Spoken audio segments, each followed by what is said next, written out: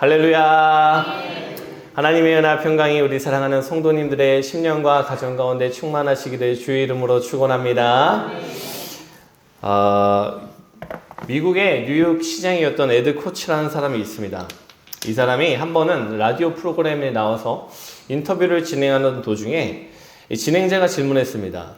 시장님은 사후세계를 믿으십니까? 만약에 죽으면 천국에 가실 것이라고 생각하십니까? 이 사람 유대인이었거든요. 근데 이 시장이 어떻게 대답했냐면 나는 당연히 천국에 갈 것이라고 대답을 해요. 그래서 질문자가 다시 물어보니까 뭐라고 덧붙이냐면 나는 수많은 사람들에게 선을 베풀었고 도시를 위해서 헌신했습니다.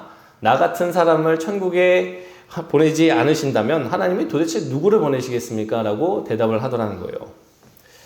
여러분, 제가 이 이야기로 말씀을 시작하는 이유가 있습니다. 오늘날 대부분의 사람들이 사실은 말은 안 하지만 이 시장과도 같이 자기 자신을 생각하면서 살아가고 있습니다. 자기 자신이 꽤 선하다고 생각하고 온전하고 별 문제가 없다고 생각을 합니다. 그리고 심지어 이런 생각들은 교회를 다니는 분들 가운데에서도 우리가 찾아볼 수 있는 생각입니다. 내가 교회에 와서 회개 기도를 하고 죄인이라고 주님께 엎드려서 고백은 하지만 정말 내가 하나님 앞에서 죽을 죄인이라는 깊은 인식은 없습니다. 누군가 눈물을 흘리면서 회개를 해야 된다면 그건 나같이 평범한 소시민적인 삶을 사는 사람이 아니라 살인이라든지 간음이라든지 이런 특별하고도 악한 죄를 저지른 사람들이 그렇게 회개를 해야 되는 것이라고 생각을 한다라는 것이죠. 그런데 여러분, 그것은 성경이 말하는 바와 완전히 동떨어진 착각입니다. 우리는 회개해야 하고 제대로 회개해야 되고 날마다 회개해야 되는 줄 믿으시기에 주의 이름으로 축원합니다. 회개하지 않는 사람이 천국에 갈 방법은 없기 때문입니다. 자신의 죄를 제대로 깨닫지 못하고 내가 하나님 앞에서 얼마나 더러운지를 제대로 인식하지 못하는 사람이 천국 백성이 되기란 매우 어려운 일입니다. 여러분, 오늘 말씀은 예수님께서 마침내 그 광야의 시험을 마치시고 본격적으로 공생의 삶을 시작하시는 장면입니다. 요한이 잡히셨다는 얘기를 들으시고 갈릴리로 가셨다가 나사렛을 떠나 마침내 가버나움으로 향하시는 것이 오늘 예수님의 발자취거든요. 이때 당시 이 가버나움은 그 고대 무역로였던 해변길에 위치해 있어서 많은 이방 상인들과 군인들, 수많은 사람들이 몰려드는 그런 도시였습니다. 동시에 역사적으로 보자면 이게 아무래도 길이 잘 열려 있다 보니까 외국에서 아수르 같은 이런 외국 군대들이 쳐들어오면 가장 먼저 짓밟히는 어떻게 보면 가슴 아픈 역사를 지니고 있는 장소가 바로 이 갈릴리 지역이었고 또 가버나움이었다라는 것이죠. 그런데 오늘 말씀을 보면 예수님이 의도적으로 그러한 장소를 향해 가셨다라는 거예요. 이것은 구약에서 선지자 이사야를 통해서 예언된 일이기도 했습니다. 여러분, 그런데 여기서 우리가 주목해야 될 것은 바로 16절의 말씀입니다. 16절 말씀을 보니까 뭐라고 기록되어 있냐면 흑암에 앉은 백성이 큰 빛을 보았고 사망의 땅과 그늘에 앉은 자들에게 빛이 비추었다라고 말씀은 얘기하거든요. 여러분, 이 말씀을 잘 기억하세요. 이 말씀은 1차적으로는 이 가버나움과 갈릴리 지역에 있는 사람들의 상태에 대해서 기록한 말씀이 맞습니다. 그러나 사실은 이 말씀은 근본적으로 인간의 상태에 대해서 주님 없이 살아가는 사람들의 영적인 상태가 어떠한 것인지를 보여주는 구절이거든요. 여러분, 지금 보니까 성경이 그 사람의 상태에 대해서 뭐라고 묘사를 하냐면 흑암에 앉아있는 상태라고 표현하거든요. 흑암은 성경에서 죄 가운데 빠져있는 사람을 묘사할 때 사용하는 대표적인 표현입니다. 그런데 이 죄 가운데 있는 사람이 뭐하고 있대요? 앉아있대요. 앉아있다는 것은 이게 완전히 익숙해져서 이 죄악에서 벗어나야 됨에도 불구하고 무기력하게 그 죄악의 자리에서 주저앉아 있는 사람의 영적인 무기력함을 나타내는 어떤 표현이거든요. 성경은요, 사람의 상태에 대해서 결코 긍정하지 않습니다. 왜? 세상 사람들은 그렇게 얘기를 하는 사람들을 종종 우리가 만날 때가 있어요. 당신 안에 선한 가능성이 있습니다. 왜? 우리 안에 악한 늑대가 있고 선한 늑대가 있는데 우리가 먹이를 무엇에게 주느냐에 따라서 선한 선택을 많이 하면 많이 할수록 당신은 선해질 수 있다. 이런 얘기들을 사실은 우리는 많이 들으면서 자라나거든요. 그러나 여러분, 성경이 말하는 것은 인간은 전적으로 타락했고 전적으로 무기력하다라는 사실이에요. 그래서 로마서 3장 10절부터 12절 말씀을 보면 이렇게 기록되어 있습니다. 기록된 바 위에는 없나니 하나도 없으며 깨닫는 자도 없고 하나님을 찾는 자도 없고 다 치우쳐 함께 무익하게 되고 선을 행하는 자는 없나니 하나도 없도다. 여러분, 이것이 우리 사람을 향한 하나님의 평가이자 진단입니다. 다 치우쳐 함께 무익하게 되고 선을 행하는 자가 하나도 없는 것이 우리 인간의 어떤 실제적인 상태라는 거예요. 그런데 보세요. 중요한 것은 무엇인가? 그러한 처절한 죄악에 빠져있는 사람들을 향해서 하나님이 은혜의 빛을 비추어 주시더라는 거예요. 그리하여서 그 사람들이 그 하나님의 비추어 주신 빛으로 말미암아 자신들의 죄악을 깨닫고 회개하고 죄악에서 돌이켜 하나님께 돌아올 수 있게 만드는 은혜를 우리에게 허락해 주셨다. 여러분, 우리가 첫 번째로 기억해야 될 사실은요, 회개는 하나님이 우리에게 죄를 깨닫게 만들어 주시는 은혜의 빛이 아니고서는 불가능한 일이라는 것을 믿으시길 주의 이름으로 축원합니다. 동굴 속에 있는 사람이 자기 얼굴에 껌땡 묻은 거 확인 못 하거든요. 마찬가지입니다. 죄를 깨달을 수 있는 것은 우리들 자신의 노력이나 능력으로는 불가능한 일입니다. 외부에서 빛이 비추어질 때 비로소 우리는 우리의 상태를 자각하게 된다는 거예요. 한번 우리 권사님들은 워낙 깔끔하셔서 그럴 일이 없겠지만 한 20년쯤 청소 안 한 지하 방이 있다고 한번 가정을 해보죠. 빛이 하나도 들어오지 않아서 평상시에는 그 지하실에 왔다 갔다 하면서 이게 얼마나 문제가 심각한지를 잘 모릅니다. 그런데 어떤 사람이 거기에다가 강렬한 빛을 갖다가 탁 비추게 되는 순간 무엇을 깨닫게 돼요? 아니, 세상에 내가 그렇게 오르락 내리락 했던 장소가, 물건을 두었던 그 장소에 온갖 먼지와 쓰레기들이 가득하다는 사실을 깨닫게 되잖아요. 조금 전까지는 깨끗해 보였지만 오물들이 산지사방에 널려있는 것을 발견하게 되더라는 거예요. 빛이 오물과 어두움을 만들어낸 것은 분명 아닙니다. 그러나 빛이 임하게 되니까 그것이 얼마나 그 자리에 정말 우리가 생각하지도 못했던 모습으로 있었는지를 사람이 깨닫게 되고 자각하게 된다. 그런데 여러분, 우리 사람에게 하나님이 복음의 빛을 비추어 주시고 은혜의 빛을 비추어 주신다는 게 바로 이와 같다라는 거예요. 참 희한한 게 무엇이냐면, 여러분 혹시 처음으로 은혜 받았던 순간 기억하세요? 처음으로 은혜 받으면 우리 입에서 내가 생각지도 못했던 회개의 고백들이 나오거든요.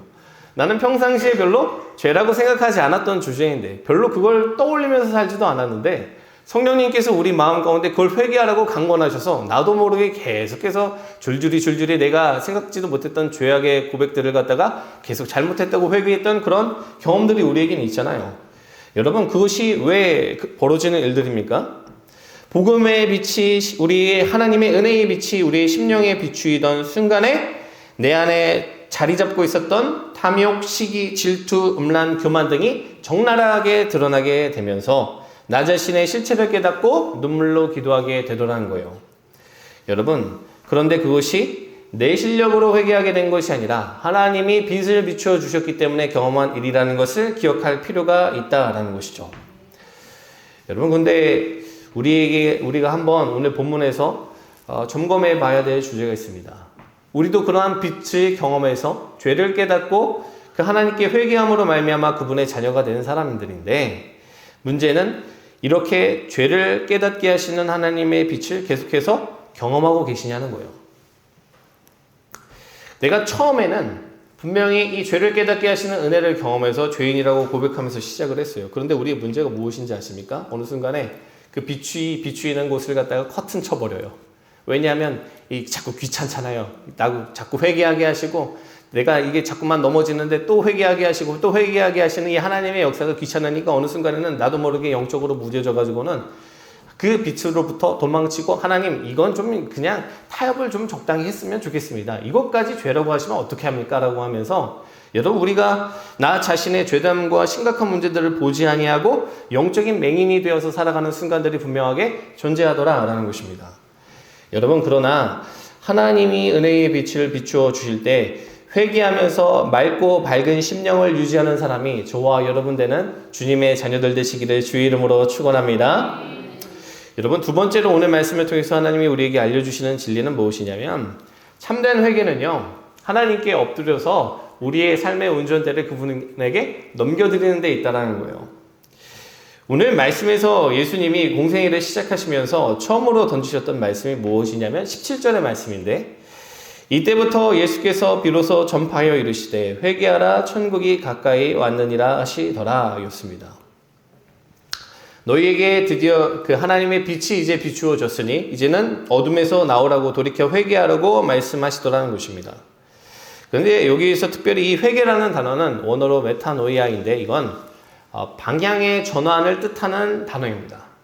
단순히 눈물 몇 방울 흘리면서 가슴 아파하는 것을 의미하는 것이 아니라 삶의 방향이 실제로 바뀌는 것을 의미하는 단어거든요. 그런데 예수님께서 왜 당시 유대인들에게 이러한 말씀을 하셨냐면 당시 유대인들은 사실은 겉으로 보기에 누구보다 종교적이고 신실했습니다. 그런데 그 내면에는 이 하나님의 말씀을 거부하고 그 다스림을 거부하는 완악함이 있었거든요. 입술로는 하나님을 찬양하고 경배해요. 그러나 사실은 내 인생의 주인이 내가 되어서 살아가고 있다는 실상을 주님이 아셔서 그래서 회개하라고 너희가 너희 인생의 왕노릇하는 그 삶에서 내려와서 하나님과 하나님의 아들이신 예수 그리스도의 다스림과 통치를 받으라고 말씀을 통해서 외치시더라는 거예요. 여러분 오늘 여기서 우리가 깨달아야 되는 핵심은 무엇인가? 회개라는 것은 단순히 내가 저지른 죄 몇 개를 갖다가 뉘우치는 것을 넘어서 내가 주인된 삶에서 주님이 주인되는 삶으로 바뀌는 것을 의미한다라는 것이죠. 이전까지는 내가 기분이 나쁘면 왼쪽으로 갔다가 오른쪽으로 갔다가 멈추기도 했다가 시작도 했다가 모든 것이 다 나에게 달려 있었지만 이제는 내 인생의 운전대에 주님을 앉혀드리고는 주님이 말씀하시는 대로 내가 명령하시는 대로 가기를 원합니다 라고 고백하는 것이 이 회개의 의미라는 것이죠. 여러분 창세기 3장에서 인류 최초의 범죄에 대해서 생각을 해보면요, 아담과 하와가 저지른 죄의 본질이 무엇입니까? 여러분 하나님이 분명히 아담과 하와에게 모든 열매는 다 먹어도 되는데 동산 중앙에 있는 선악과만큼은 먹지 말라고 하셨거든요. 그런데 이 사람들이 하나님의 명령을 어기고 그 열매를 먹었습니다. 그 전까지는 분명히 하나님이 명령하신 대로 살면서 그분의 목적에 맞게 살았던 것이 사람인데 그 사람이 이제는 하나님의 명령을 거부하고 스스로의 인생의 하나님이 자기가 되기를 선택했던 사건. 그래서 이건 단순히 명령 하나를 불복종한 사건이 아니라 하나님께 사람이 반역을 일으킨 사건이거든요. 여러분 그래서 그때부터 사람들은 하나님과 관계가 끊긴 채에 자기의 삶의 주인 노릇을 하면서 죄 가운데 살아가게 되었다라는 것입니다. 그런데 오늘 주님이 말씀하시는 것이 그 근본적인 죄악으로부터 돌이켜 회개하라고, 너희가 너희 삶의 주인이 되던 그 순간으로부터 돌이켜 회개하라고 말씀하시더라는 것입니다. 여러분 도덕적인 것들, 내가 지금 살면서 저지른 몇 가지 잘못에 대해서 회개하는 것도 분명하게 의미가 있어요. 그것이 의미가 없다는 것은 아니지만 여러분 사실 우리에게는 그것보다 더 근본적인 변화가 필요하다는 것이죠. 예를 들어서 제가 보석상을 해요. 근데 우리 권사님 중에, 우리 권사님으로 하지 말죠, 모르는 사람이 제가 이제 운영하는 이제 보석상에 침입을 한 거예요. 그래가지고 저를 보면서 얘기하기를 이미 자루에는 온갖 종류의 보물을 갖다 다 뺏어 놓았는데 저한테 이제 목걸이 하나 주고 반지 하나 주고 팔찌 하나 준 다음에 자, 내가 이제 몇 개 돌려주었으니까 우리 사이에 없던 일로 합시다라고 하면 사실 없던 일로 될 수가 없겠죠. 여러분 여전히 그 도둑은 주인의 자리에 앉아서 다른 보물들과 주인이 보관해둔 현금들을 손에 쥐고 있습니다. 정말 내가 잘못했다고 인정을 한다면 내가 그 자리에서 내려와서 무릎을 꿇고 당신이 어떠한 처분을 하든지 간에 거기에 맡기겠다고, 내가 정말 잘못했다고 고백을 해야 되는데 여러분 문제는 무엇인가? 우리가 하나님 앞에서 이 도둑처럼 행동할 때가 있더라는 것이죠. 내 움켜진 인생의 주권은 내려놓지 않으면서 마음에 찔리는 죄 몇 가지만 적당히 고백하며 회개했다고 넘어가고 싶어하는 것이 우리라는 것입니다. 그러나 오늘 말씀을 통해서 우리 주님이 알려주시는 것이 무엇이냐면 그런 몇 가지 잘못 말고 근본적으로 너희 인생의 주인 되려고 했던 그런 노릇으로부터 돌이켜 회개해야 된다라고 알려주신다라는 것이죠. 여러분 간절히 바라기는 우리가 이런 근본적인 회개에 성공하는 믿음의 자녀들 되시기를 주의 이름으로 축원합니다. 또한 이러한 회개는요, 한 번 한다고 해서 멈춰서는 안 돼요. 왜냐하면 여러분도 아시겠지만 주님이 내 인생의 주인 되시는 그러한 삶을 산다는 것은 참 한 번의 회개로 되는 것이 아니기 때문에 그래요. 여러분 성경을 보면요, 예수님을 믿고도 그 많은 사람들이 정말 수많은 삶의 과정을 거쳐서 성화되고 거룩해져 가는 것을 우리가 알게 돼요. 예수님의 제자들도 그 12제자로 뽑혔음에도 불구하고 얼마나 그 많은 과정이 있습니까? 때로는 주님을 부인하기도 하고, 때로는 주님을 저주하면서 모른 척하기도 하고, 그런데도 불구하고 그 사람들이 계속해서 자신의 그 연약한 실력 가운데에서 주님께 용서해달라고 기도하고, 또 용서함을 받아서 믿음의 길을 가고, 또 넘어졌지만 또 회개하면서 그 길을 갈 때 마침내 하나님께서 그들의 삶 가운데에 그 거룩한 성화의 삶을 허락하여 주시고 천국 백성이 되는 은혜를 허락해 주시더라는 거예요. 여러분, 저와 여러분이 이 땅에서 완전한 위인이 되는 날은 영원히 오지 않을 것입니다. 우리는 넘어지고 또 넘어질 것입니다. 그러나 회개를 멈추지 말아야 합니다. 완전한 삶을 살 수는 없지만 적어도 방향은 맞아야 된다는 거예요. 하나님, 제가 결단하고 넘어졌습니다. 그러나 제가 연약한 실력으로 거기까지 이렇게 한 번에 실수 없이 갈 수 있는 사람은 아니지만 저는 제가 가야 될 방향을 분명히 알고 있습니다. 저는 어떻게든 주님이 제 인생의 주인 되시는 삶, 주님의 뜻이 내 삶에 이루어지는 삶을 살기 위해서 분투하고 싶습니다. 여러분, 우리가 그러한 방향을 붙잡고서 기도하면서 나아갈 때 우리를 향해서 은혜를 베풀어 주시고 다시 한번 기회를 주시고 우리가 그 길을 걸어갈 수 있는 능력을 주신다는 것을 믿으시길 주의 이름으로 축원합니다. 우리가 그러한 삶을 향해서 전진하며 나아갈 때 우리가 주님의 응원을 받고 주님께서도 우리를 위해서 중보하신다는 것을 기억할 필요가 있어요.